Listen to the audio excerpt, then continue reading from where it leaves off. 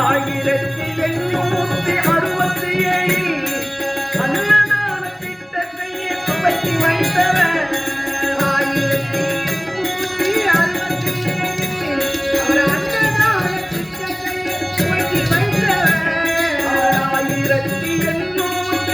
1867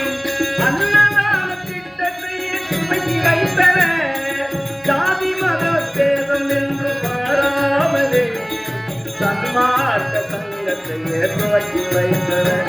அவர் ஜாதி மத பேதம் என்று மாறாமலே சன்மார்க்க சங்கத்தை துவக்கி வைத்தவர்